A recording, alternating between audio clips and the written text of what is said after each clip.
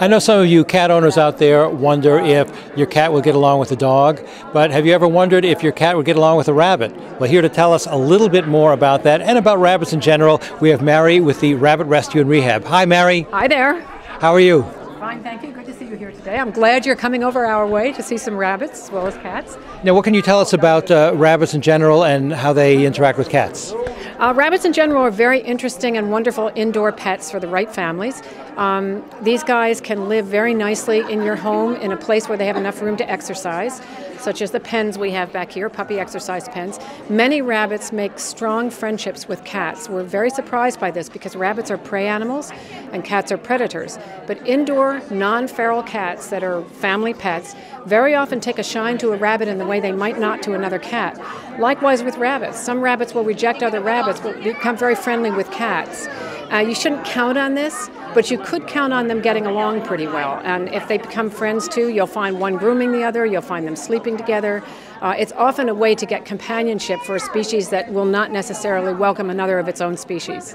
Well, I know from our own experience with our house cats, we don't let our cats out, and their environment is inside the house. So rabbits and cats and dogs, they need that mental stimulation that another animal might provide. They do, and our rabbits, like your cats, live indoors. We're called the House Rabbit Society, like a house cat, house rabbit. They don't go outdoors, and they do need the stimulation. If you want to see an example of how rabbits and cats interact, a really great place to look is a little 3-minute video that we have on the internet called Rabbits Revisited. We have lots of scenes in there of rabbits interacting with cats. We have one scene of a retired man sitting in an armchair with a rabbit in his arm, and a cat is coming over his shoulder to visit the rabbit. So it's very charming. And if anybody who's a cat owner is thinking of adding a rabbit to their family, they might want to check that out and see how they interact. Rabbits Revisited is the title. They can look it up on YouTube. Now, if someone is interested in finding out whether their cat and a particular rabbit would interact, how would they go about doing that? That's a little harder. We do house calls or home visits for anybody we place in a home, so we would bring the rabbit to your home. We always urge people to consider a larger rabbit if you have a cat, because obviously with a very small rabbit, the cat is more likely to have a prey instinct triggered, predator instinct triggered, and with a larger rabbit, that doesn't happen as often. So we would bring 1, 2, 3 rabbits to the home and watch what happens with a cat and make choices accordingly. Not hard to do. And the rabbits, like the cats, can be litter trained. Is that correct? They readily use litter boxes. Unlike cats, the rabbits have a way of using litter boxes that cat owners are not familiar with. And what happens with cats is you can put down a litter box and the cat will eventually find it and use it.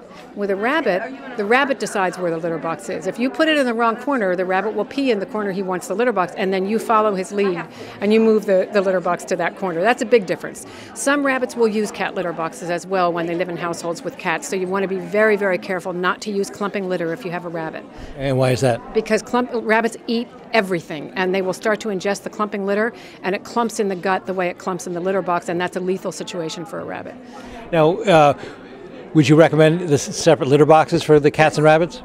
Absolutely, but try telling the cats and rabbits that. Right. I mean, they may do what they do. So that's why you want to avoid clumping litter, because if the rabbit does decide to go in the cat litter box and he eats the litter, it's a life-threatening situation for the rabbit. We had a Chihuahua, and the Chihuahua would go in the cat litter box and find a treat. So we had some issues with that. My dog does that too. She likes to snack on my neighbor's cat's litter box contents, and then she likes to use my face as a palate cleanser afterwards. Yeah, I know. That's what it is a charming thing, and one of the challenges of having different species together. But it's also something that people can learn about different species and what they need to do. Yes, exactly. And if you're a good observer of animals, it's wonderful to live with different species. But you have to be on your toes. You have to be alert.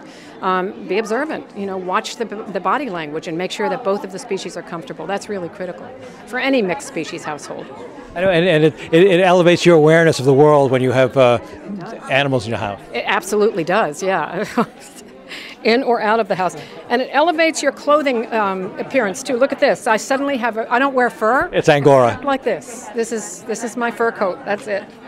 Well, Mary, thank you very much for spending the time with Purr and Tell, the show about cats. Thank you for coming and talking to us. Oh, it's wonderful. Oh, well, we're animal people, which is the main thing. That's clear, yeah. Thank you very much. Oh, look at this. Look what's going on here. We're having a little flirt. Goodbye, Evan.